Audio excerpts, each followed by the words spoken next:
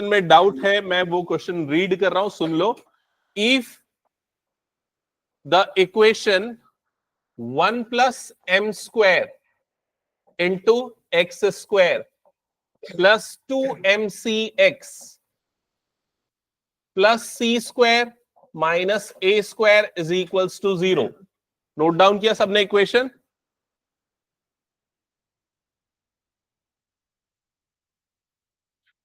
If this equation has equal roots, so if this equation has equal roots,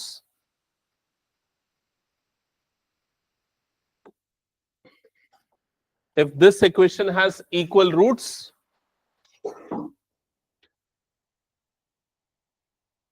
prove that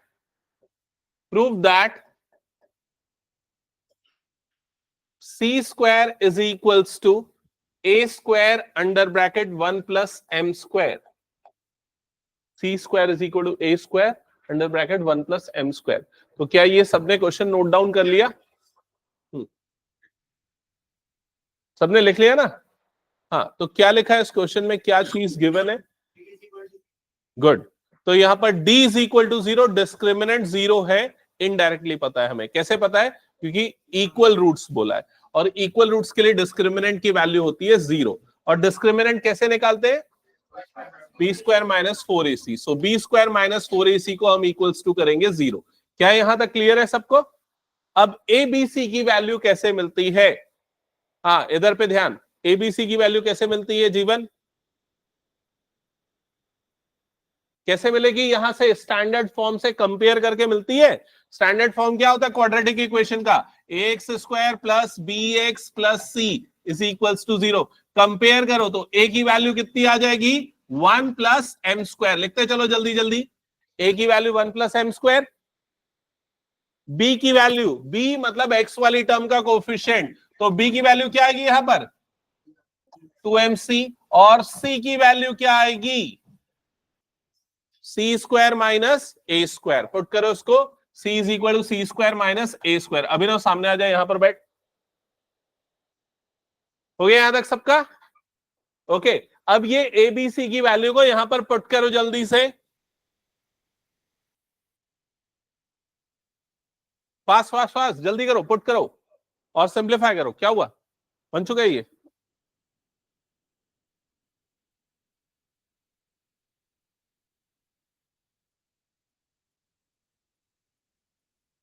और ये हमने क्यों लिया? क्योंकि क्वेश्चन में लिखा है equal roots. Equal roots, that's why हमने ये कंडीशन ली है.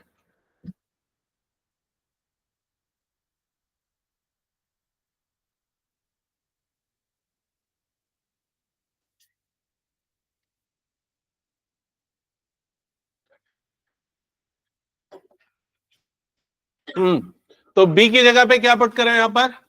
2mc का होल स्क्वायर माइनस 4. ए के प्लेस पे क्या आ जाएगा? 1 प्लस एम स्क्वायर. और सी के प्लेस पे आ जाएगा C square minus A square. That is equals to 0. एक बात यहां पर देखो, यहां तक कर लिया क्या सबने? यहां तक हो गया सबका? अब इसके बाद आपको जो प्रूफ कर रहे हैं उस चीज को ध्यान में रखो. आपको ये वाली टर्म लानी है और अभी ये वाली टर्म आई है. तो पहला स्टेप क्या होना चाहिए? सबसे पहला स्टेप यहां पर क्या कर देंगे? होल स्क्वायर कर देंगे. तो इसकी स्क्वायरिंग करने पे क्या मिलेगा? 4m square C square. लिखो इसको, 4m स्क्वायर सी स्क्वायर. लिख लिया?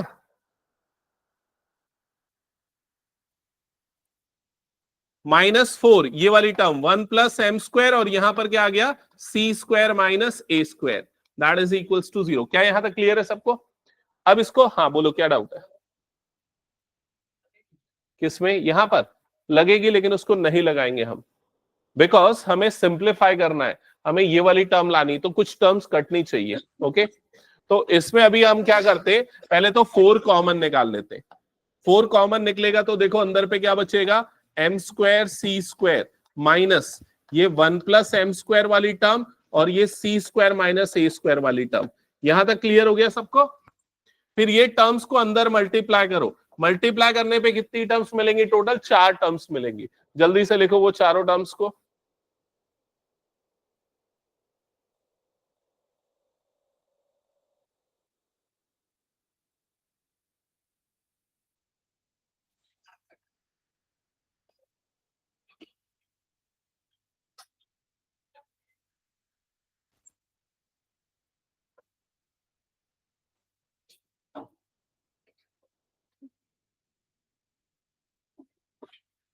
लिखा क्या? 4 टर्म्स क्या क्या है बता अक्षांश। ये ब्रैकेट खोला, क्या क्या टर्म्स मिले बता जल्दी। तो क्यों नहीं कर रहा है, किसका वेट कर रहा है भाई? और कौन नहीं लिख रहा है? लिख लिया? Okay. 4 under bracket M square C square minus, अब देखो यहां पर क्या होता है, माइनस की गलती हो सकती है, तो इसलिए ना एक ब्रैकेट लिख रहा हूं, उसके बाद टर्म्स लिख रहा हूं। तो बताओ जब ये टर्म्स मल्टीप्लाई होंगी तो पहले 1 मल्टीप्लाई होगा सी से, तो क्या बन जाएगा सी स्क्वायर, फिर 1 मल्टीप्लाई होगा इसके साथ तो क्या हो जाएगा माइनस ए स्क्वायर। ओके, फिर ये एम स्क्वायर और सी स्क्वायर मल्टीप्लाई होगा तो प्लस यहां पर आ जाएगा एम स्क्वायर सी स्क्वायर, और आखिरी में ये दोनों मल्टीप्लाई होगा तो क्या आ जाएगा minus M square A square, that is equals to 0। क्या यहां तक क्लियर है सबको? अब क्या करो, अब ये वाला ब्रैकेट खोलोगे तो माइनस साइन के कारण सारे के साइन क्या हो जाएंगे, अपोजिट हो जाएंगे। चलो ओपन करो, चेक करो क्या आ रहा है फिर टर्म्स।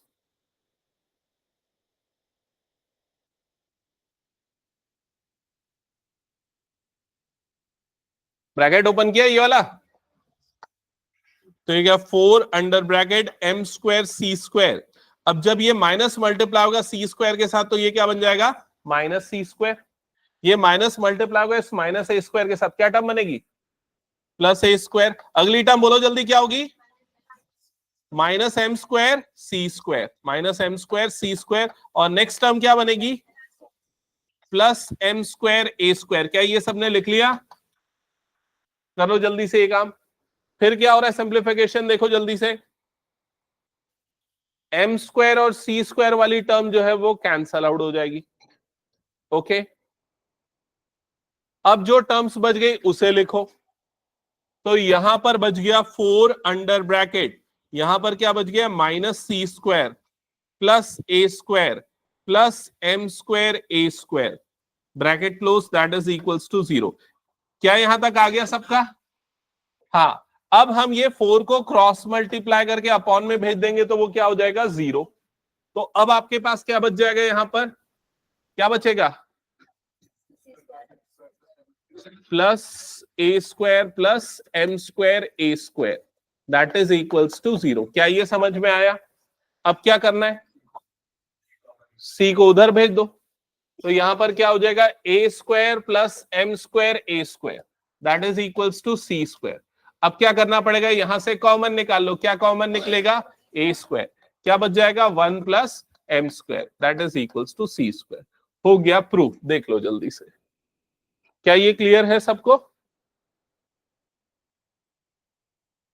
अच्छा, अब ये मैंने सॉल्व करने के लिए क्या किया बताओ, क्या किया? सबसे पहले क्वेश्चन में देखा कि कंडीशन क्या गिवन है, इक्वल रूट्स। इक्वल रूट्स में क्या होता है, डिस्क्रिमिनेंट 0। डिस्क्रिमिनेंट का फॉर्मूला लगाया और सिर्फ सिंप्लीफिकेशन किया है, और आपका जो प्रूफ करना था वाला टर्म आ गया। समझ में आ गया? क्लियर? ओके, और किसी का कुछ डाउट है? चलो स्टार्ट करें आगे क्वेश्चन सॉल्व करना। ठीक है, अब मैं कुछ सिंपल टेस्ट क्वेश्चन ले रहा हूं पिछली क्लास से रिलेटेड। पहले तो क्वेश्चन नोट करो। क्वेश्चन है,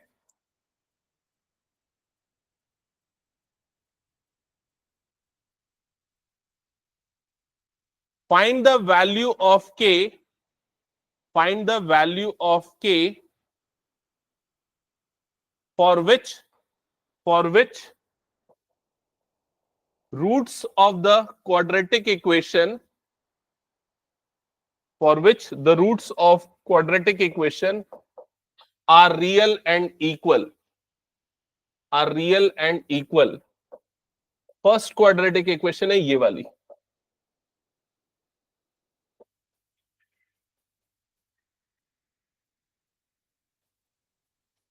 और सेकेंड क्वाड्रेटिक इक्वेशन है ये।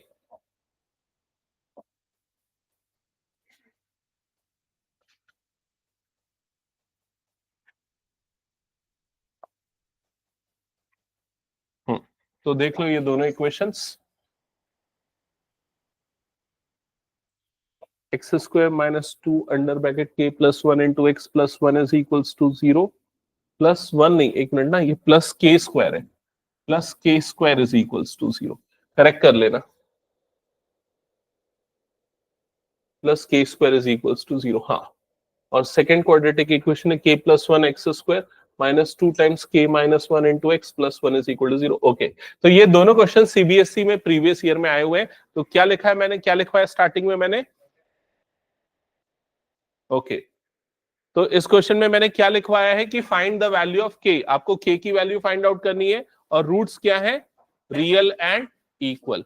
चलो, कितने बच्चों से ये बन जाएगा वैसे? ओके, सॉल्व करो। जिनसे नहीं बनेगा वो कौन कौन है? क्यों नहीं बनेगा भाई? शुरुआत कैसे करना है बता जल्दी। रियल एंड इक्वल रूट्स कब होता है? जब डिस्क्रिमिनेंट क्या होता है? 0। पिछली क्लास में किया था ना ये क्वेश्चन, तो क्यों फिर नहीं बनेगा बोल रहा है? ये लिखा है ना, roots are real and equal, तो डिस्क्रिमिनेंट को लिख 0 और सॉल्व कर। और किससे नहीं बनेगा? जीवन बनेगा कि नहीं? श्रेष्ठ बनेगा?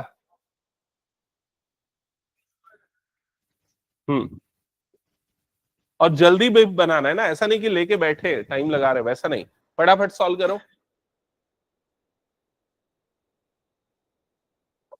तो क्वेश्चन है find the value of k is equals to question mark, roots are real and equal, roots are real and equal.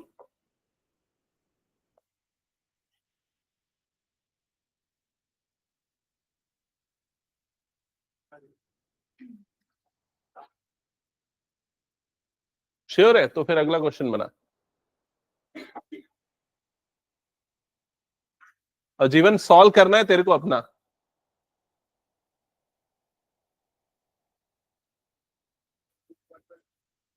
देखा,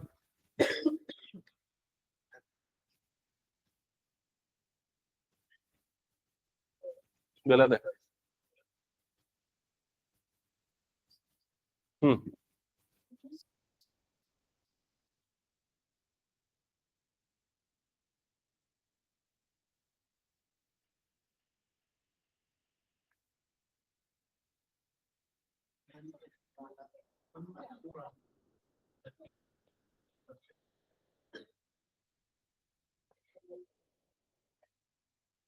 ओके।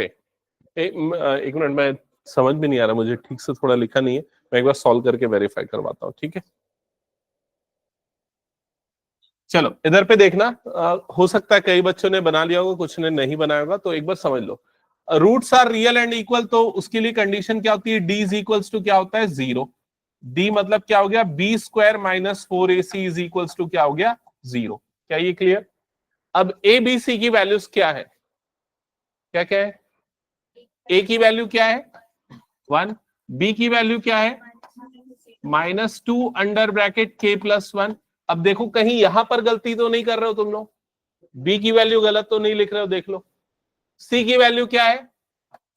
सी की वैल्यू क्या है? k square. समझ गए? तो शर्म आनी चाहिए अगर ये गलती कर रहे हो तो, ए बी सी अगर नहीं निकाल पा रहे हो तो।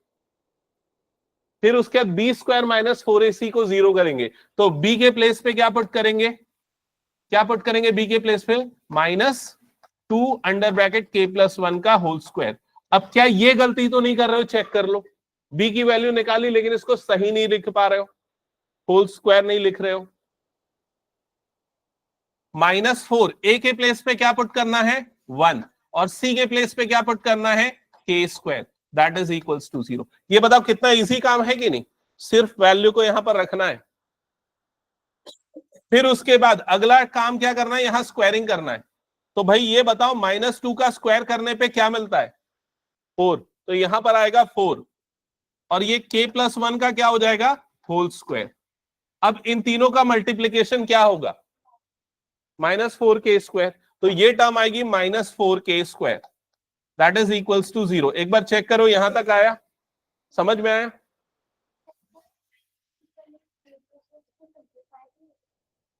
कर सकते हैं, बट मैं क्या चाह रहा था, मैं पहले दोनों को अलग अलग कर लूं। अगर -2 को अंदर मल्टीप्लाई करते तो पूरी टर्म नेगेटिव हो जाती, फिर माइनस माइनस का होल स्क्वायर वो सब करना पड़ता, तो बेटर तरीका ये है सॉल्व करने का। यहां तक क्लियर? अब क्या करो, आप पहले ही दोनों में से क्या कॉमन निकाल लो? 4। तो मैं पहले ही दोनों में से 4 कॉमन निकाल लेता हूं। अगर 4 कॉमन निकलेगा तो बताओ ब्रैकेट के अंदर पे क्या बचेगा? k प्लस 1 का whole square minus k square. क्या ये क्लियर हो गया? यहां तक समझ में आया? 4 इधर पे जाके क्या हो जाएगा 0, तो यहां पर बचेगा k+1 का whole square minus k square that is equals to 0। यहां तक समझ में आया? इसके बाद इसे सॉल्व करने के दो तरीके हैं। एक तरीका है कि आप इसको एक्सपांड कर दो। कौन सी आइडेंटिटी से एक्सपांड करेंगे? a+b का होल स्क्वायर। दूसरा तरीका है a² माइनस b² लगा दो। ठीक है, तो मैं ये वाले तरीके से करता हूं, इसको एक्सपांड कर देता हूं a+b का होल स्क्वायर। तो क्या बन जाएगा? ये a² plus b² plus 2 into a into b minus k² that is equals to 0। समझ में आया ये? अब ये प्लस k² और ये माइनस k² कट जाएगा। यहां पर क्या बचेगा? 1 प्लस कितना होगा ये 2k इज इक्वल्स टू 0। तो 2k की वैल्यू कितनी आ गई? -1। तो k की वैल्यू कितनी आ गई? -1/2। तो कितने लोगों का ये आंसर पहले ही आ चुका था? बहुत पहले, 2 3 बस। कैसे कर रहे हो यार? ये इतना इजी क्वेश्चन, ऐसे 5 क्वेश्चन कर चुके। दूसरा वाला बना के दिखाओ मुझे, क्या डाउट है शौर्य? बता। ऐसे कर रहा हूँ तो गलत है, तो मैं काट दिया था, आया तो -1/2 ही था।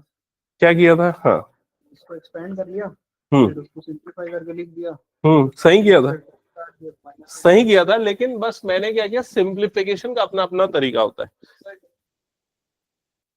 -1। मेरे को लगा वो गलत है तो मैं काट दिया। और तुम लोगों का कितना कितना मार्क्स आया बाकी बच्चों का जिनका बताया? अक्षत कितना है बता जल्दी मैथ्स में स्कूल में? किसी को नहीं मिला है? ये पलक के सेक्शन में कौन कौन है ये बताओ बस। हाँ जल्दी बता।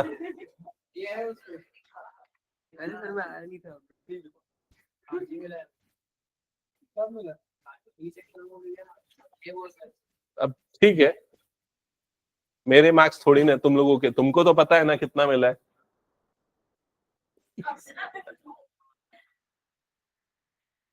ये हो गया सबका।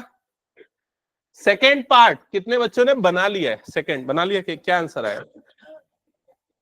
अभी तो 1 आया है और -1 आया। और किसी का क्या आया? 3 आया। और किसी का?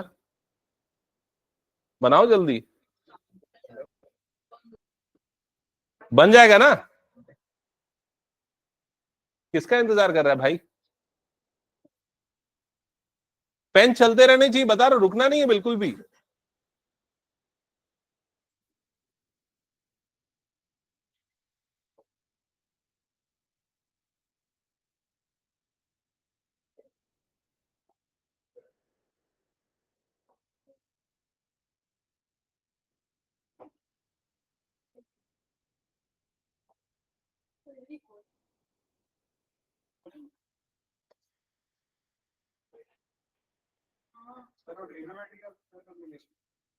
रुक जा, सैटरडे संडे तक करता हूँ चेक। हाँ हो गया, 3 आ रहा है।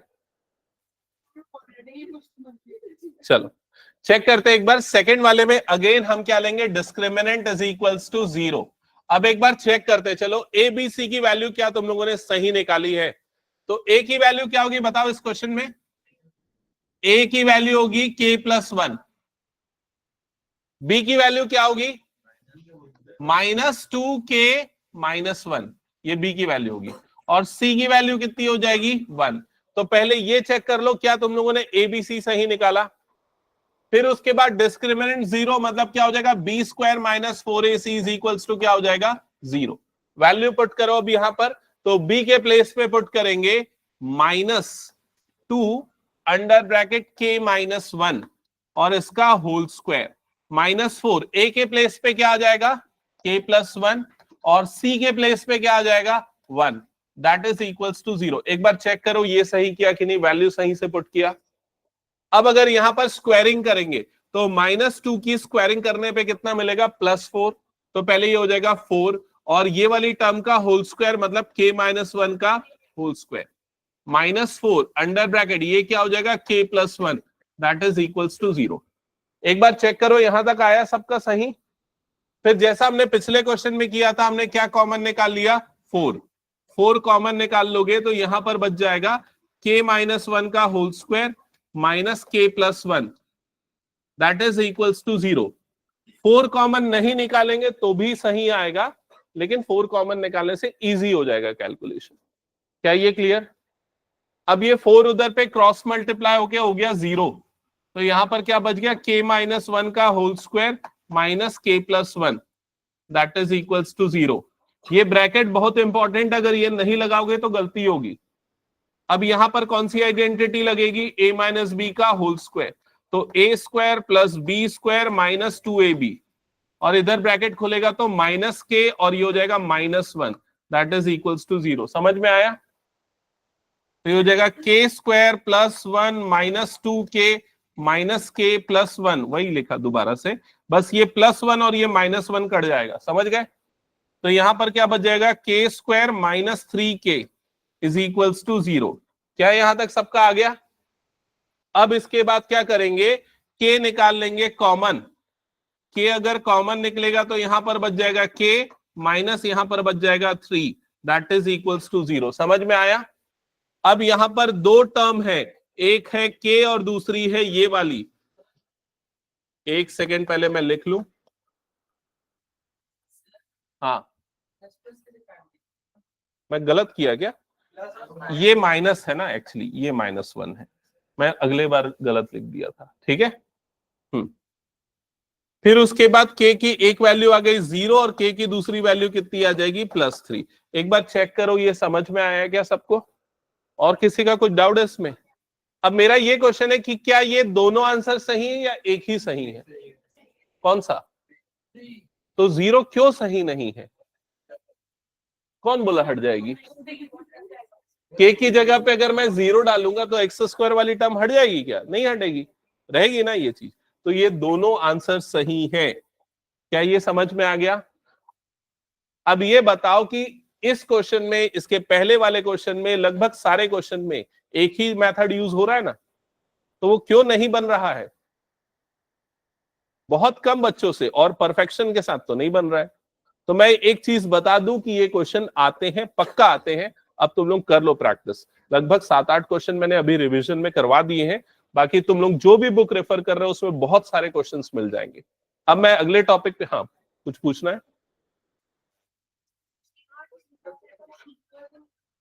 नहीं, ये रूट्स नहीं है, ये रूट्स है क्या? ये किसकी वैल्यू है, k की वैल्यू। रूट्स किन की वैल्यू को बोला जाता है, x की वैल्यू को। इसका मतलब है k की इन दोनों वैल्यू के लिए रूट्स इक्वल आएंगे।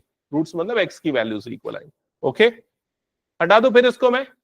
चलो अब आगे बढ़ते हैं, कुछ वर्ड प्रॉब्लम सॉल्व कर लेते हैं। तो एक बार इधर देखते चलना, कुछ कुछ क्वेश्चंस जो दिख रहे हैं सामने। ये क्वेश्चन ये क्वेश्चन पढ़ो भी और कुछ इसके इंपॉर्टेंट पॉइंट्स आप लिखोगे भी, ठीक है। तो क्या क्या चीजें हैं देखो। While designing a school yearbook, पढ़ो इसको पहले सब।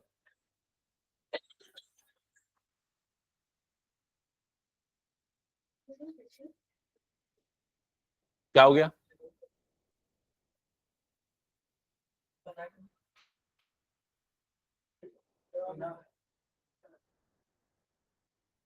अभी जो बोला वो काम करो। क्या कर रहा है तू? कमेंट की जरूरत नहीं, इसको क्वेश्चन पढ़ो और स्टार्ट करो सॉल्व करना।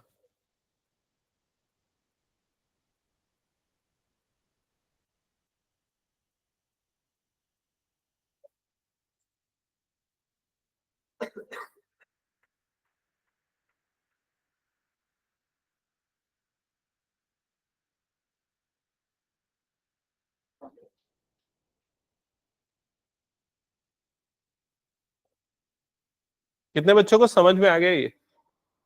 सॉल्व करो। जिनको नहीं आया एक बार ट्राई करो, और फिर भी नहीं बन रहा तो मैं एक्सप्लेन करूंगा, बताना। और अगर कोई पार्ट समझ में नहीं आ रहा क्वेश्चन का तो भी बताओ।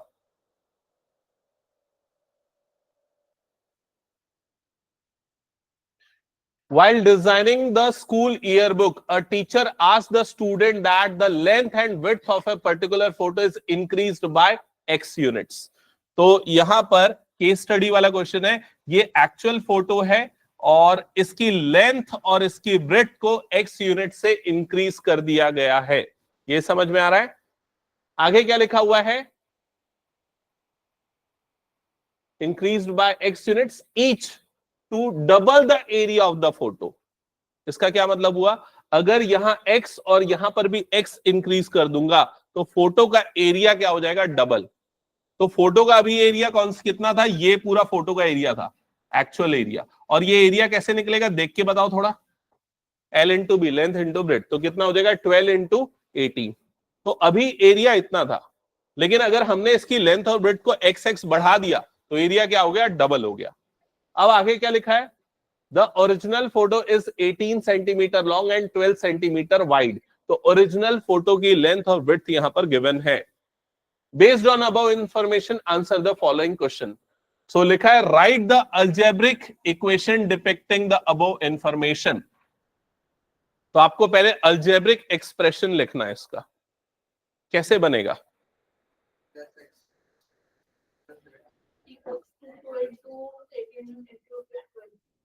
ठीक है बनाओ तुम लोग।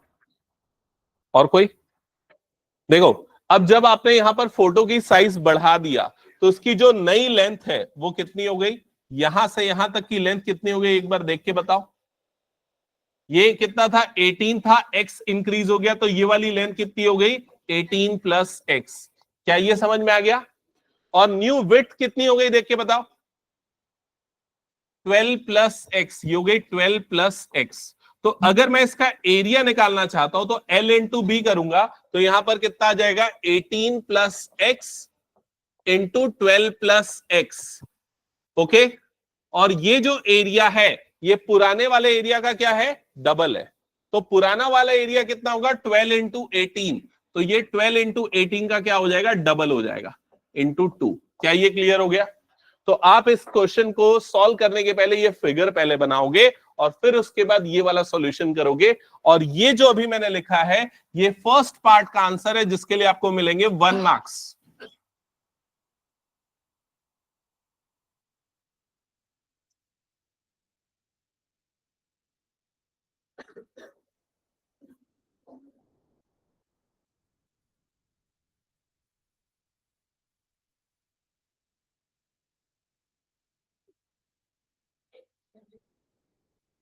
जिनका फर्स्ट हो गया सेकंड स्टार्ट करना।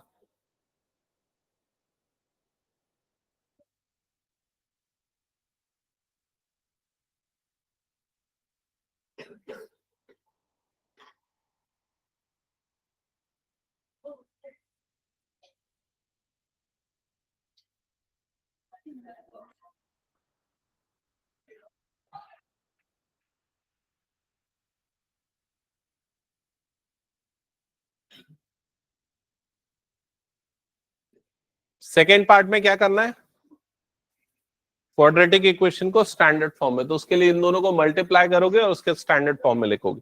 लिखो जल्दी, मैं चेक कर रहा हूं नोटबुक तुम लोगों की।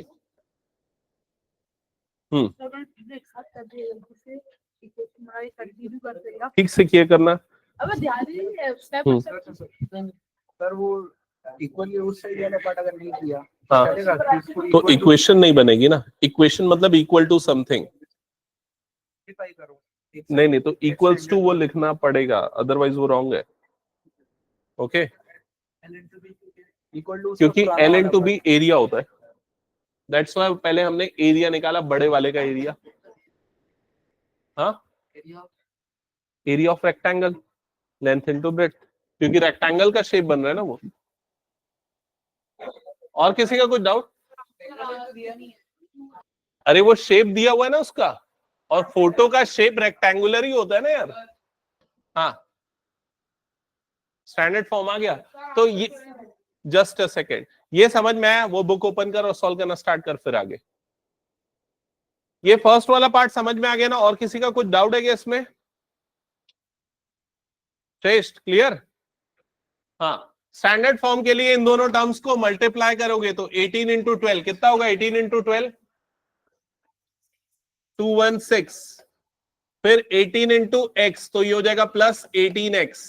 सिमिलर वे में ये x मल्टीप्लाई होगा 12 के साथ तो प्लस 12x, और ये x और x मल्टीप्लाई होगा तो ये आ जाएगा plus X square, that is equals to, इन तीनों का मल्टीप्लीकेशन कितना होगा, तो इन दोनों का था 216 और इंटू 2 करोगे तो ये कितना आ जाएगा 432।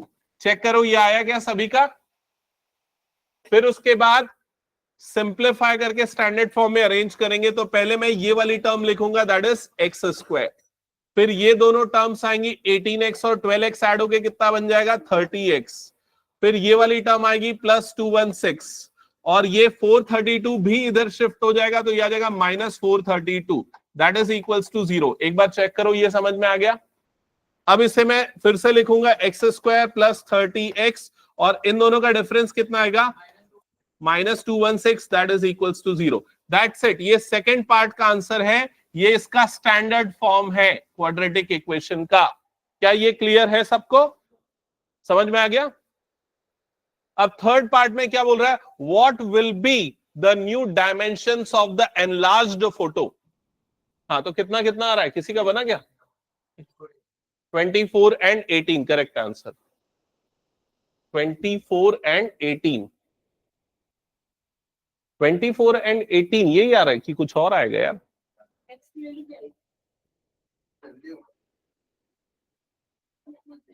6 है ओके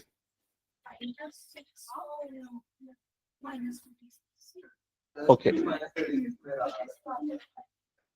यहां तक हो गया ना सबका। अब इसको सॉल्व करने के लिए दो तरीका, एक तो मिडिल टर्म स्प्लिट करना, दूसरा क्वाड्रेटिक फॉर्मूला यूज करना। तो हम एक काम करते हैं मिडिल टर्म स्प्लिट वाला मेथड यूज करते हैं। मिडिल टर्म स्प्लिट करने के लिए ये जो माइनस 216 है या 216 है इसको फैक्टराइज कर लो। 216 को फैक्टराइज करोगे 2 से डिवाइड होगा तो कितने टाइम्स में जाएगा 108।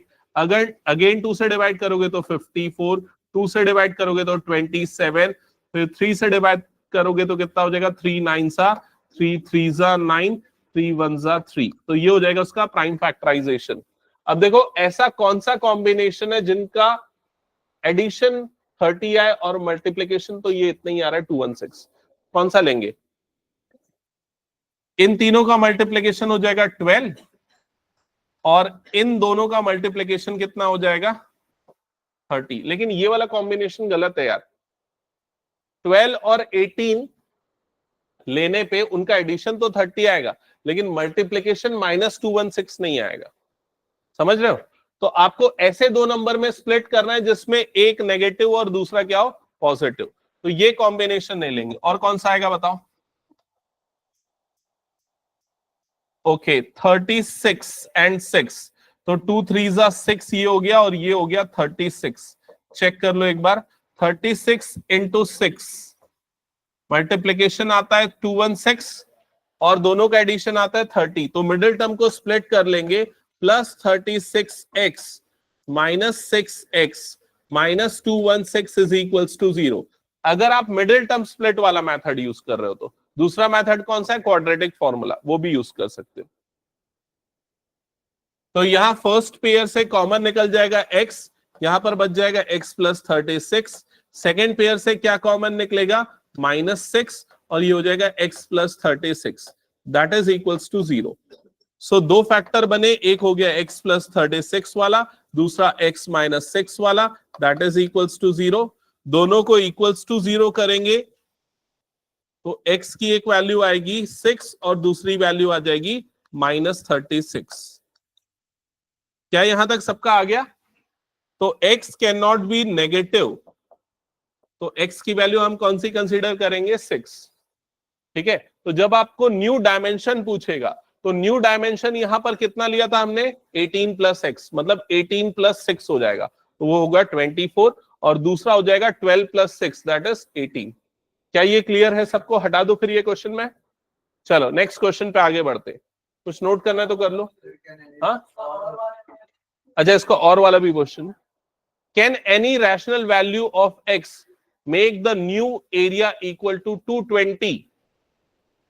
इसका क्या मतलब हुआ पहले बताओ, क्वेश्चन समझ में आया कि नहीं, आंसर छोड़ो। कितने बच्चों को क्वेश्चन समझ में आया, 1 और 2 3, धैर्य समझाओ क्वेश्चन। कोई ऐसी वैल्यू तो रैशनल नंबर हो वो कुछ ऐसा व्यू एरिया x की ऐसी रैशनल वैल्यू जिसके लिए ये एरिया कितना हो जाए 220। अभी एरिया जो है वो एरिया हमने यहां पर लिखा है, देखो ये है वो एरिया, समझ में आ रहा है ये चीज। तो इस एरिया को हम इक्वल टू क्या कर देते हैं, 220 कर देते हैं। तो अब थर्ड पार्ट के लिए ये जो एरिया है ये हो जाएगा 18 plus X into 16 plus X, 16 है कि कितना है, 12 है ना, 12 plus X that is equals to 220। क्या ये क्लियर? फिर ये सबको मल्टीप्लाई करो और सिंप्लीफाई करो, जो ऑलरेडी हमने यहां कर रखा है तो बार बार करने की जरूरत नहीं, लिख देते इसको डायरेक्टली। तो ये कितना हो जाएगा, X square plus 30x plus 216 that is equals to 220। अब ये 220 इधर जाएगा तो क्या हो जाएगा, माइनस 220 मतलब -4। तो इक्वेशन बनेगी X square plus 30x minus 4 is equals to 0। क्या ये क्लियर हो गया? ठीक है। अभी देखो आंसर कैसे निकालना है अपने को बोल रहा है कि x की कौन सी रैशनल या x की रैशनल वैल्यू है क्या। तो रैशनल क्या होता है पता है? रैशनल क्या होता है? जिसमें रूट वाली टर्म न आए, समझ रहे हो कि नहीं? और रूट वाली टर्म आएगी या नहीं आएगी वो कैसे पता चलेगा x की? डिस्क्रिमिनेंट से। तो हम इसका डिस्क्रिमिनेंट d निकालेंगे। d का फॉर्मूला क्या होता है, b square minus 4ac। Value put करो, 30 का स्क्वायर -4, a की जगह पे 1 और c की जगह पे क्या आ जाएगा, -4। 30 का स्क्वायर कितना होता है, 900, और ये कितना हो जाएगा +16, तो ये आ गया 916। क्या ये क्लियर? अब देखो 916 किसी का कंप्लीट स्क्वायर होता है क्या? नहीं होता। 30 का स्क्वायर कितना होता है, 900। 31 का स्क्वायर 900 से ज्यादा होता है, तो इसके बीच का ही नंबर है ना। तो इसका मतलब x की यहां पर आपको इर्रेशनल वैल्यू मिलेगी, क्योंकि रूट d आता है फॉर्मूले में और इसका रूट जो है वो इर्रेशनल नंबर होगा। तो इसका आंसर होगा थर्ड पार्ट का no, there is no value of exist for which there is no value of rational x exist for which the area is equal to 220। हाँ वो सॉल्यूशन दिखाना पड़ेगा जो हमने बताया, और एक स्टेटमेंट भी लिखना पड़ेगा, since discriminant is not a complete square number, ये एक कंप्लीट स्क्वायर नंबर नहीं है, इसलिए x की रैशनल वैल्यू एग्जिस्ट नहीं करेगी। ओके, तो फर्स्ट और सेकेंड पार्ट 1-1 मार्क के थे और थर्ड पार्ट था 2 मार्क्स का, जिसमें आपको ऑप्शन मिला था। यही पैटर्न फॉलो होगा इस बार के में भी, जो केस स्टडी आएंगे, 3 केस स्टडी आएंगे और तीनों में सेम पैटर्न होगा। हटा दूं फिर इसको मैं? चलो नेक्स्ट क्वेश्चन पे मूव करते हैं। वर्ड प्रॉब्लम्स ले रहे हैं हम यहां पर, तो एक एक करके देखते चलते हैं वर्ड प्रॉब्लम्स वाली सीरीज। ये वाले तो सारे कर लिए थे हमने। हाँ, आई थिंक ये वाला क्वेश्चन ना उसका है, pair of linear equation, x और वाई 2 वेरिएबल आ रहे हैं, ये वाला भी पेयर ऑफ लीनियर इक्वेशन का आ गया गलती से। और कौन सा है, ओके, आई थिंक ये 2 क्वेश्चन जो है 32 का ए और बी, ये हो सकता है क्वाड्रेटिक का हो। एक बार पढ़ के बताओ तो क्वाड्रेटिक का है कि नहीं।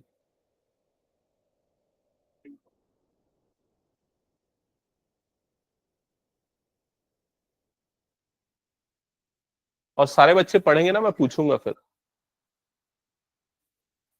The diagonal of a rectangular field is 60 meter more than the shorter side. If the longer side is 80 meter more than the shorter side, find the length of the sides of the field. Okay. तो अभी नहीं पता हमें ये quadratic का है कि किसका है, लेकिन ये किसके बारे में बात कर रहा है, रेक्टेंगल। तो हम सबसे पहले यहां पर रेक्टेंगल बना देते, ठीक है। अब इसके बाद बोल रहा है the diagonal of rectangular field. तो डायगोनल ऑफ रेक्टेंगुलर फील्ड मतलब इसके बारे में बात कर रहा है, इसको बोलते हैं डायगोनल रेक्टेंगुलर फील्ड का। क्या लिखा हुआ है, is 60 metre more than the shorter side. तो यहां शॉर्टर साइड कौन सी है, शॉर्टर साइड ये वाली है, इसको मैं अज्यूम कर लेता हूं ये कितना है, x। ओके, तो ये जो डायगोनल है वो कितना होगा, शौर्य कितना होगा बता, सब शांत रहोगे, शौर्य बताएगा। हाँ बता,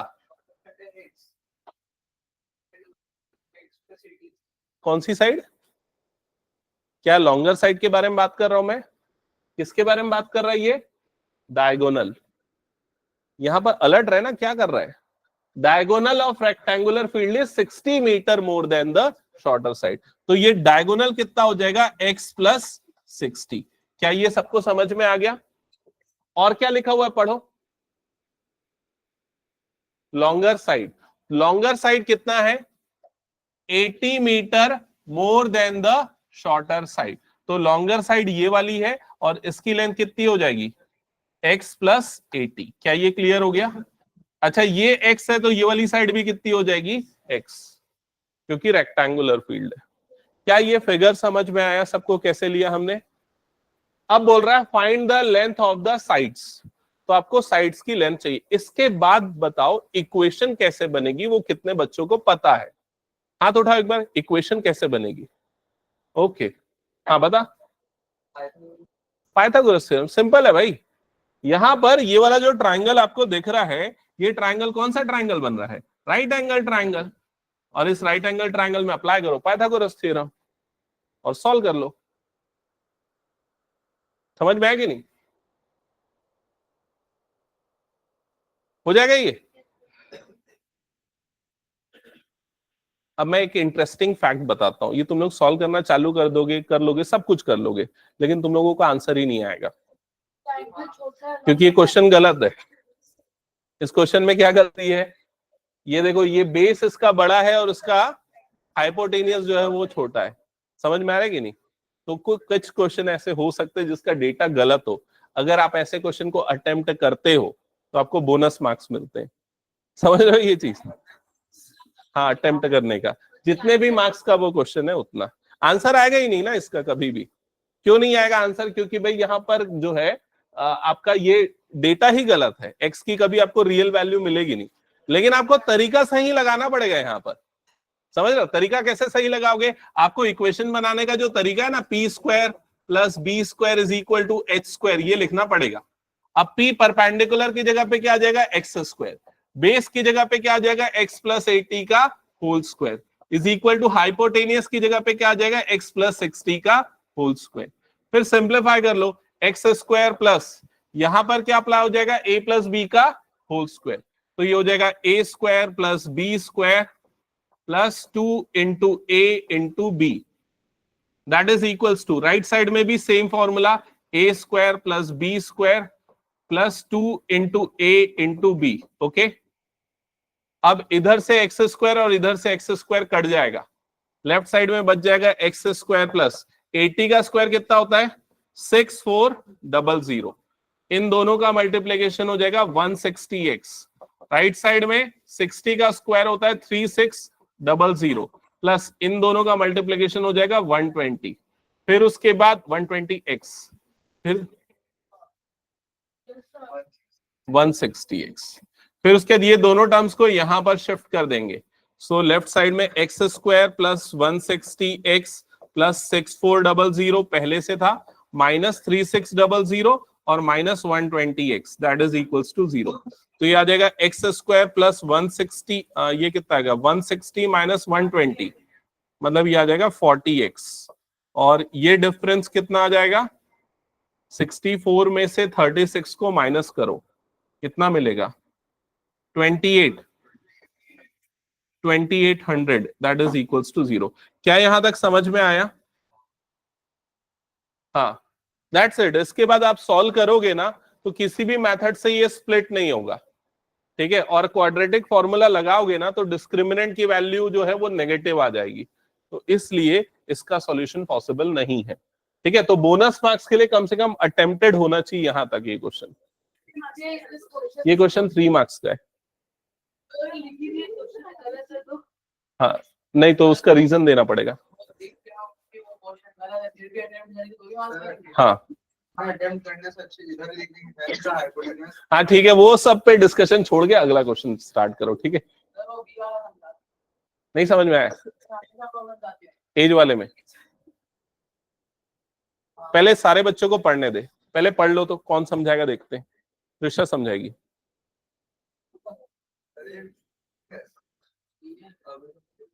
मुझे नहीं पता, पक्का श्योर? 3 ईयर का है क्या ये?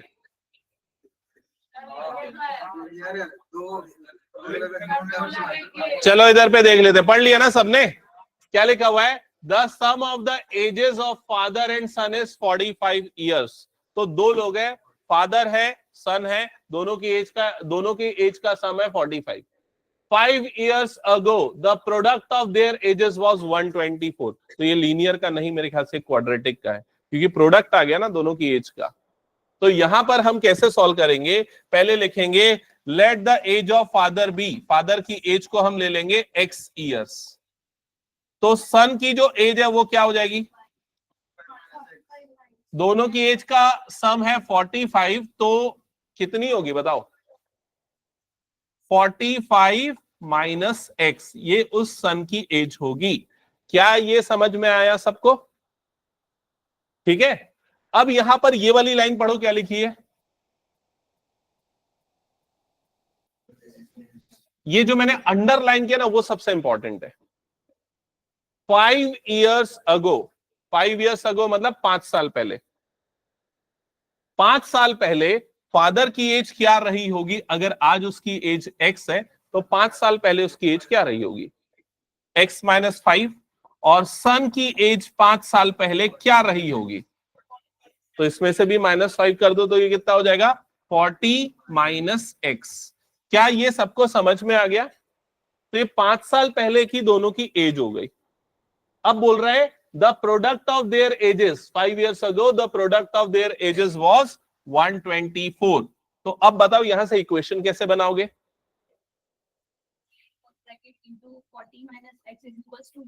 Good, x minus 5 into 40 minus X that is equals to 124। तो दोनों के 5 साल की एज का प्रोडक्ट को इक्वल टू कर दो 124। समझ गए ये? अब इसको सिंप्लीफाई करके स्टैंडर्ड फॉर्म में लिख के बताओ क्या आएगा।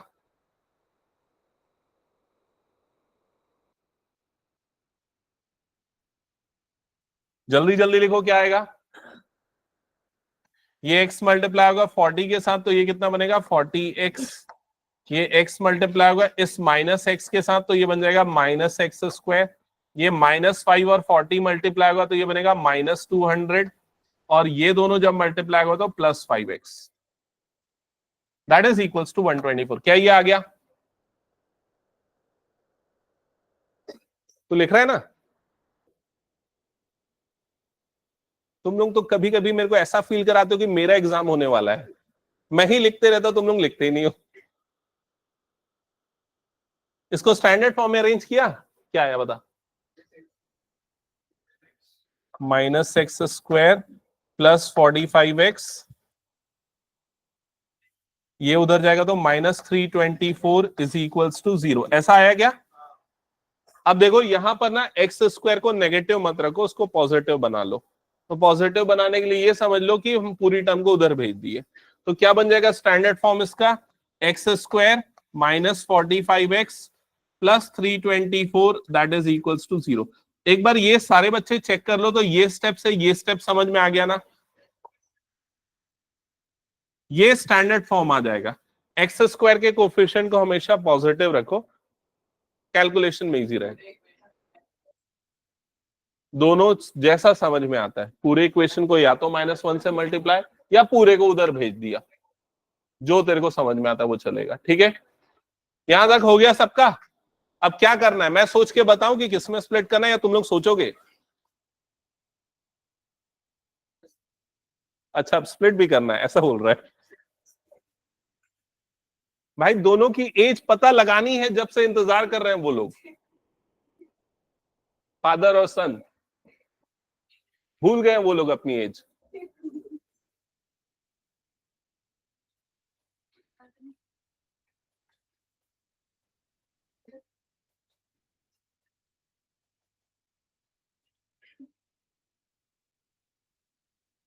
हाँ हो गया।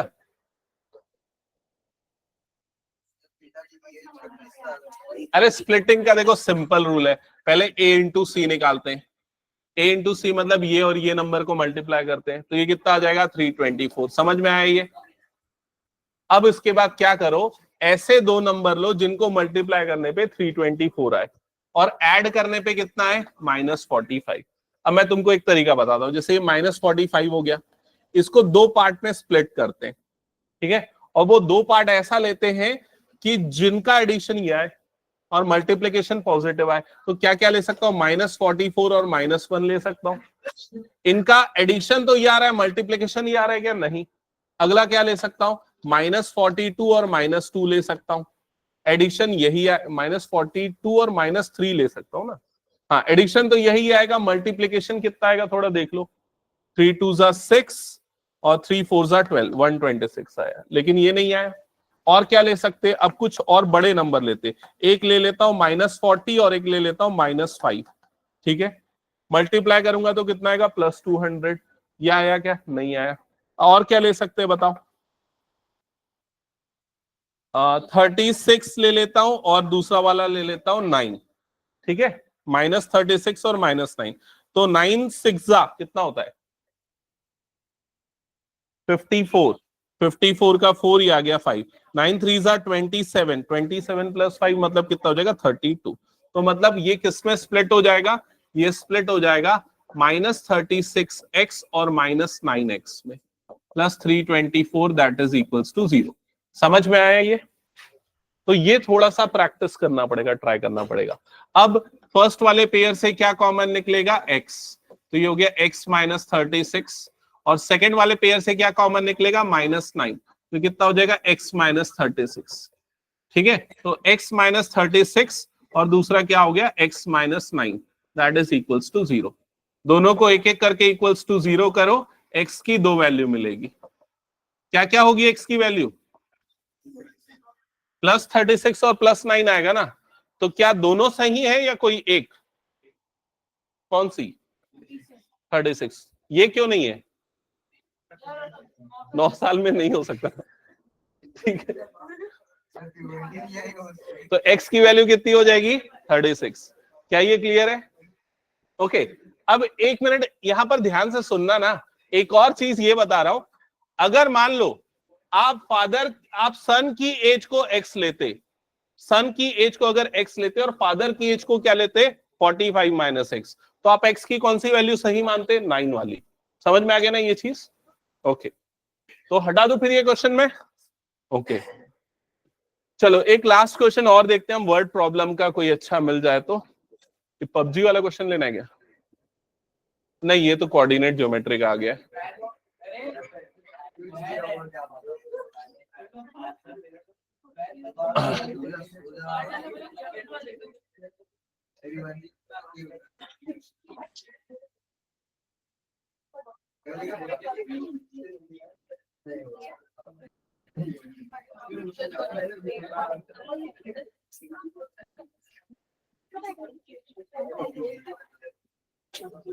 ओके चलो, ये बहुत फेमस क्वेश्चन है जो कई बार आया हुआ है, इसको स्टार्ट करते हैं।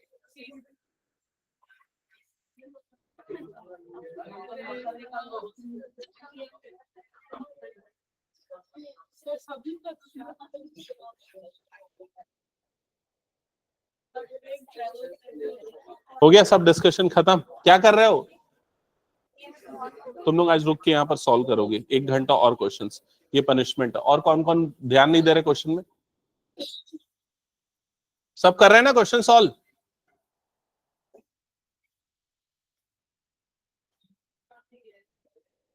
A train travels 360 kilometre at a uniform speed, तो ये 360 किलोमीटर यहां पर क्या गिवन है, डिस्टेंस, तो लिखो d is equals to 360 kilometre. तो एक ट्रेन इतना डिस्टेंस कवर कर रहा है यूनिफॉर्म स्पीड से, ठीक है। और उस स्पीड को हम अज्यूम कर लेते हैं वो है x किलोमीटर पर आवर।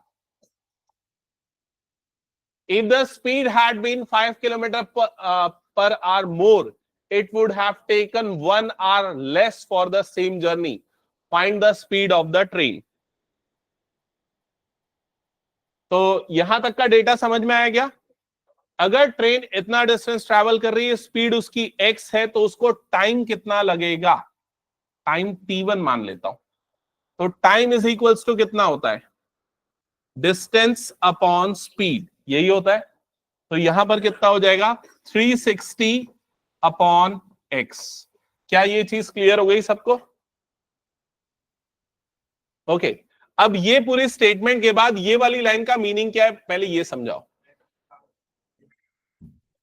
अगर उसकी स्पीड बढ़ जा रही है, कितनी हो जा रही है, 5 किलोमीटर पर आवर से बढ़ जा रही है, डिस्टेंस अभी भी वो सेम कवर अप कर रही है 360 किलोमीटर, लेकिन अब उसकी न्यू स्पीड s कितना हो जाएगा बताओ, x plus 5 kilometre per hour, ये हो गया उसका न्यू स्पीड। और अब उसको जो टाइम लग रहा है उस टाइम को मैं t2 मार्क करता हूं, कितना होगा, हाँ नहीं वो भी सही है, हाँ ये t2 की वैल्यू कितनी आएगी बताओ, 360 बाय x प्लस 5। क्या ये क्लियर हो गया? ओके, ये दोनों ही सिचुएशन में टाइम हो गया। अब ये बताओ किसमें कितना टाइम कम लग रहा है या कितना टाइम ज्यादा लग रहा है, कहां पर ज्यादा टाइम लग रहा है, t1 की वैल्यू ज्यादा होगी या t2 की वैल्यू ज्यादा होगी, t1 की वैल्यू ज्यादा होगी और t2 की वैल्यू कम होगी, क्योंकि यहां स्पीड बढ़ गई तो टाइम कम लगेगा। कितना कम टाइम लग रहा है, 1 घंटे कम लग रहे हैं, तो t1 minus t2 is equals to क्या हो जाएगा, 1। क्या ये समझ में आ गया सबको?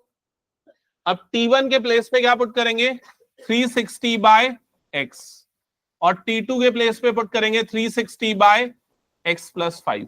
अब ज्यादातर बच्चे ना यहीं पर गलती करते हैं, t1 माइनस t2 लेना या t2 माइनस t1 लेना, ये समझ नहीं पाते। क्या ये लॉजिक समझ में आया तुम लोगों को? जिसमें ज्यादा टाइम लग रहा है, जिसका डिनोमिनेटर कम है, मतलब वो टाइम ज्यादा है, जिसका डिनोमिनेटर ज्यादा है वहां टाइम कम है। क्लियर ये चीज? अब इसको सिंप्लीफाई कर लो, कैसे सिंप्लीफाई करोगे, एलसीएम लेके। एलसीएम क्या आएगा इसका, डिनोमिनेटर में क्या आ जाएगा, x इंटू एक्स प्लस 5, और न्यूमरेटर की टर्म्स क्या आ जाएगी, 360 into X plus 5 minus 360 into x, और राइट हैंड साइड में मिलेगा 1। क्या ये समझ में आ गया? अब इसे सिंप्लीफाई करके स्टैंडर्ड फॉर्म में अरेंज करो, तो denominator x square plus 5x हो गया, न्यूमरेटर में ये कितना हो जाएगा, 360x प्लस 360 इंटू 5 होगा ना, तो कितना होता है 360 इंटू 5, 5 6 30 का 0, ये आ गया 3, 5 3 15 plus 3 18 minus 360x is equals to 1। अब इसे क्रॉस मल्टीप्लाई कर दो, तो यहां पर तो राइट हैंड साइड में आ गया x square plus 5x, left hand side में 360x प्लस 1800 माइनस 360x, ये दोनों टर्म्स कट जाएंगी, so 1800 that is equals to X square plus 5x। अब ये 1800 को इधर शिफ्ट कर दो, तो 0 is equals to X square plus 5x minus 1800। ये स्टैंडर्ड फॉर्म आएगा उस क्वाड्रेटिक इक्वेशन का। एक बार चेक करो ये आया क्या?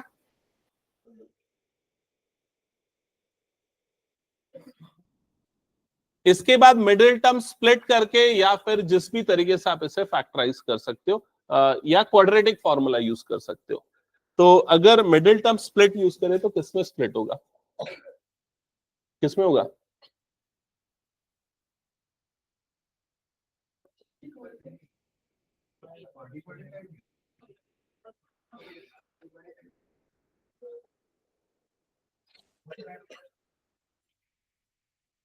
X square plus 5x minus 1800 is equals to 0, ये आया?